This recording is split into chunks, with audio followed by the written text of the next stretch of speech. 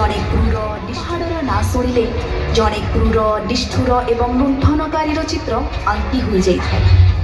ଦିନେ ଏହି କଳା ପାହାଡ଼ ଓଡ଼ିଶାର ମନ୍ଦିର ଓ କୀର୍ତ୍ତିରାଜିକୁ ଭାଙ୍ଗି ଚୁରମାର କରିଦେଇ କୋଟି କୋଟି ଓଡ଼ିଆଙ୍କ ମୌଡ଼ମଣି ଶ୍ରୀ ଜଗନ୍ନାଥଙ୍କ ବିଗ୍ରହକୁ ପୋଡ଼ି ଗଙ୍ଗାରେ ଭସାଇ ଦେଇ ଓଡ଼ିଶାରେ ଖେଳି ଯାଇଥିଲା ରକ୍ତର ହୋଲି।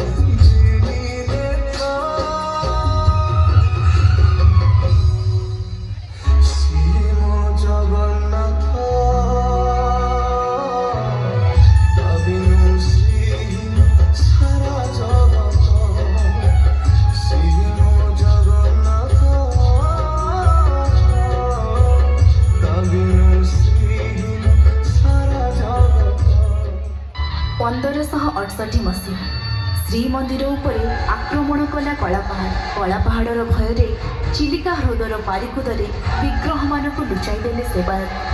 ଏକଥା ଜାଣି ଚିଲିକା ହ୍ରଦରୁ 3 ବିଗ୍ରହକୁ ଆଣି ଗଙ୍ଗା ନଦୀ କୂଳକୁ ବୋହି ନେଲା କଳାପାହାଡ଼।